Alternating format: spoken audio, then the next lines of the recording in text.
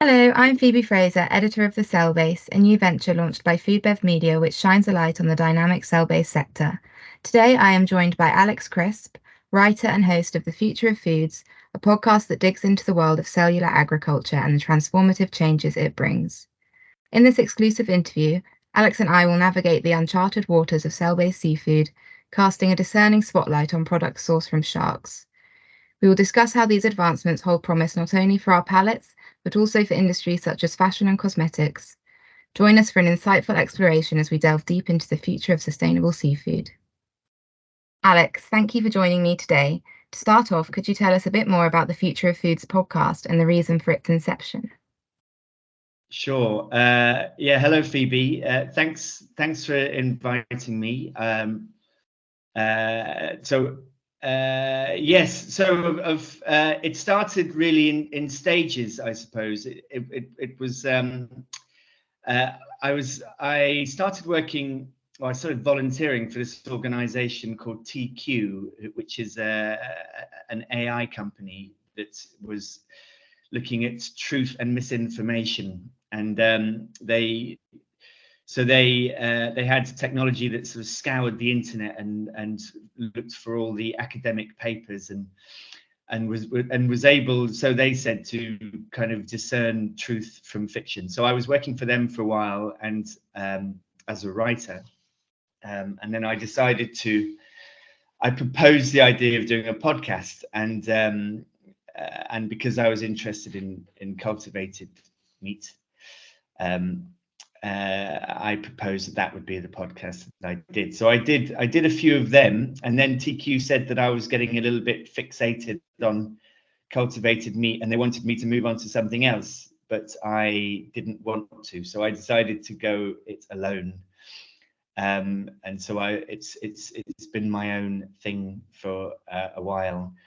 I mean, cultivated meat itself is it's kind of hard not to be interested in it, as far as I'm concerned. It's sort of a no-brainer. It's so sort of sci-fi, and it's so brilliant, and it's such a great solution to so many problems, from climate to food to kind of animal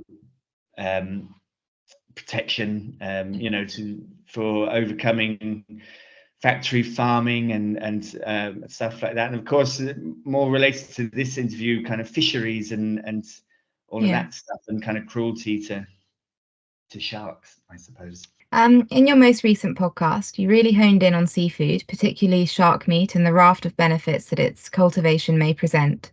I'm curious about your take on the potential outcomes afforded by cell-based shark meat. What do you think are the standout benefits that make this a worthwhile investment? Well, I mean, my podcast was with Andreas Lepotta, who was a PhD scientist who had just been awarded a research grant by the Good Food Institute, which is why I invited him onto the podcast. And so he was given this grant to research the allergens in seafood, specifically in regard to cultivated meat, because the fish, when they're grown in a I mean, this is what I learned from Andreas. Obviously, he's the expert and I'm not, but he told me that because the seafood will be growing in a different environment, a different growth media, that there is a chance of cell mutation, and so the allergens that are kind of common in fish may become more complicated. So the kind of labeling and the kind of detecting of the fish and the allergens was of major concern to the industry. So he'd been kind of tasked with finding a way of detecting it.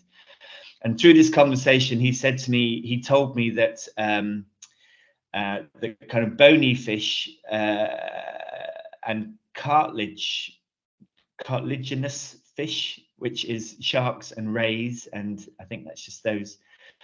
So people who had allergies to bony fish did not have allergies to the kind of cartilaginous fish. So which is why I raised it and said, well, maybe people should be cultivating the stuff that has no allergens in it rather than the stuff that does. But yeah, which is why I'm here now, I suppose. Well, Yeah. thank you. I guess we can talk about the sustainability benefits now. So the issue of shark fishing has stirred up controversy given its impact on conservation. Can you shed light on how cell-based shark products could potentially provide a more sustainable and ethical alternative to the conventional practices of shark fishing?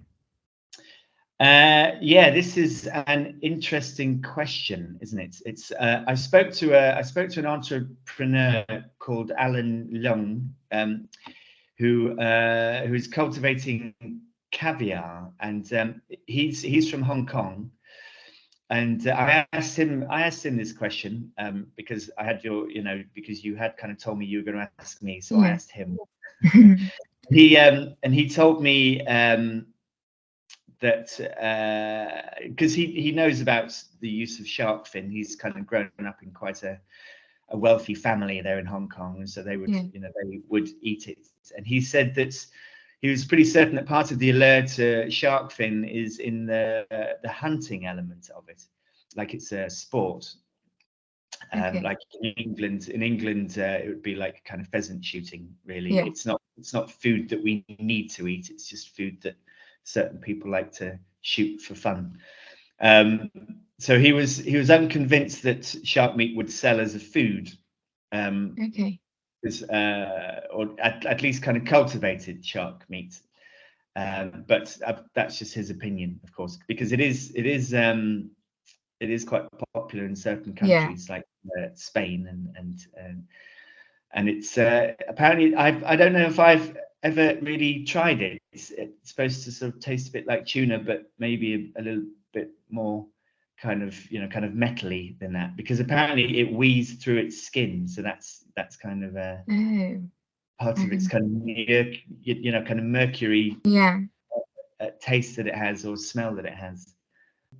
If you start cultivating shark meat, so then you have an alternative, don't you? So if people don't have to get shark fins from kind of hunting sharks, if there is an alternative, then there are many reasons to choose that alternative, and some of those reasons could become kind of legal pressure. So, but also it kind of occurred to me that it would actually probably be cheaper to kind of cultivate shark fin than it would be to hunt the sharks and cut off their fins. That must be expensive to buy, because it's a kind of exotic, luxurious thing to have. So if you started cultivating it and then people were buying the cultivated stuff cheaper, they might then be kind of selling it, pretending it's hunted at a higher price, and then kind of slowly they'll probably just stop hunting it almost by accident, just because it's kind of cheaper to make it. It's quite an interesting point. Sharks are making waves beyond the food and beverage industry. They've also become part of cosmetics, household products, fashion and health supplements. Squalene, an oil compound found in shark livers, can be found in beauty products, while shark skin could be used to make leather goods, sandpaper, or even clothing. With all the buzz around cell-based advancements, how do you think these industries could jump on the innovation train? I had a bit of a look, because I kind of had in mind that maybe they were making actual shark skin clothes, but I couldn't find any. I was kind of imagining that the swimmers were wearing actual shark skin, but it's just stuff. It's clothes made with the with the kind of with the dynamics of shark skin in mind, which is obviously an inspiration for that. But the shark skins itself is it's used for kind of wallets and small items like that. I remember I used to have an eel skin wallet years ago, which was marvelous. But the shark skin, now this was interesting, because I mean, I kind of imagine, this is one of the things I love about cultivated meat, is I kind of imagine a future where you can go into like a vending machine and write in what you want. You can kind of say, oh, I want to eat something in between sort of penguin meat and dodo meat, and it would kind of print it up for you and make a kind of dodo a penguin burger for you. And imagine if you could do that with clothes, that you could get you could go in and say, I want a pair of trousers made out of shark skin, and it could just kind of print it up for you in your size, and and kind of have it fitted for you right there and then. That would be marvelous. Yeah, of course there is a company that makes leather, cultivated leather, called Liberation Labs. Yeah. And they are working with some of the big fashion names at the moment. So I don't see any reason why they can't start making shark skin, if there's a call for it. Yeah. Which I'm not sure there is. And so it's the same with all the other products that you get from sharks. From you mentioned in your question, squalene. I mean, if you can produce it, then you can cultivate it. But it depends if the market is if it's expensive, which I suspect it is. Then I suspect there'll be somebody cultivating it. And maybe it's the same as what we were saying earlier. They might be cultivating it and then pretending it's actually from a shark that they've hunted. But because over time it's easier to kind of cultivate than it is to sort of catch the sharks, then it might stop the hunting.